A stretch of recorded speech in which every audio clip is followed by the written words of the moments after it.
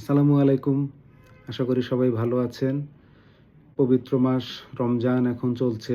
রমজান প্রায় শেষের দিকেই, আর কিছুদিন পরেই ঈদুল আজহা অনুষ্ঠিত হবে।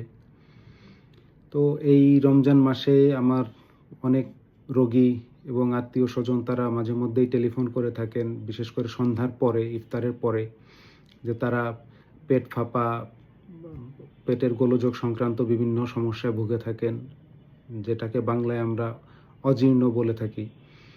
তো এই রোগের প্রতিকার আসলে কি? এই প্রতিকার চেয়ে অনেকে আমাকে ফোন করেন যে ইফতারের পরে শরীর ভালো লাগছে না, পেট সমস্যা করছে, পেট মনে হয় ফুলে আছে, বমি বমি লাগছে। তা এর জন্য কি করতে পারি? আসলে টেলিফোনে শুনে এর সমস্যার সমাধান দেওয়াটা একটু কষ্টসাধ্য তো বটেই। তবে যেটা আসল কথায় বলা যায় যে আমাদের রমজান মাসে খাদ্যাভ্যাস বলা একটু চেঞ্জ হয়ে যায়। যেমন সারাদিন আমরা না খেয়ে থাকি। সন্ধ্যার পরে যখন আমরা ইফতার করি তখন অনেক খাবার একসাথে খেয়ে ফেলি সারাদিনের ক্ষুধা নিবারণের জন্য। আমাদের বাঙালিদের ট্র্যাডিশন ইফতার যেগুলো আমরা খাই, তেলে ভাজা খাবার, বিভিন্ন স্পাইসি ফুড, তারপরে মিষ্টান্ন খাবার সব একসাথে যখন খেয়ে ফেলি, সেগুলোই পেটে গিয়ে আসলে একটা হজম করতে গিয়ে গোলমাল পাকিয়ে ফেলে। তখনই আমরা দেখা যায় যে এরকম পেটের সমস্যায় ভুগে থাকি, পেটের সমস্যায় পড়ে যাই।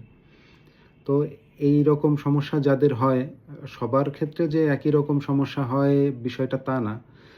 অনেকেই দিব্যি এসব খেয়ে হজম করে ফেলেন, তাদের জন্য কোনো সমস্যা হয় না।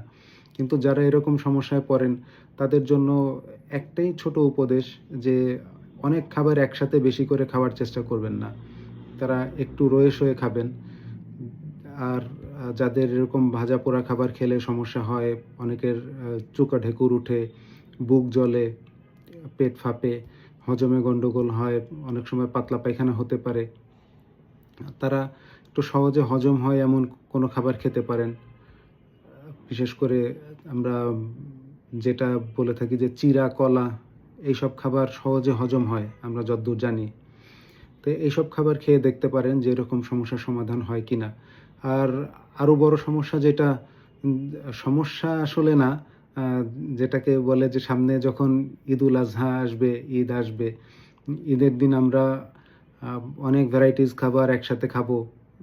পোলাও, কোরমা, যেগুলাকে আমরা আ বাংলাদেশী খাবার হিসেবে আমরা এর দিন আমরা অনেক রিচ ফুড পছন্দ করি।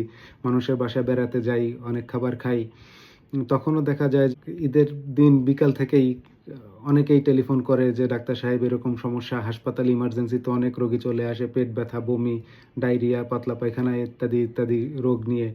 তখন তাদের জন্যও সেই একই উপদেশ যে খাবার আমরা খাবো, খাবার তো না খেয়ে থাকা যাবে না। তবে একটু রয়ে সয়ে ধৈর্য ধরে খেতে হবে, যাতে পেট হজম করার সময় পায়। তো এটাই ছিল মূলত এই ভিডিওর আসল আ উদ্দেশ্য, যে আমরা পেট খারাপ হলে তৎক্ষণাৎ কি করব?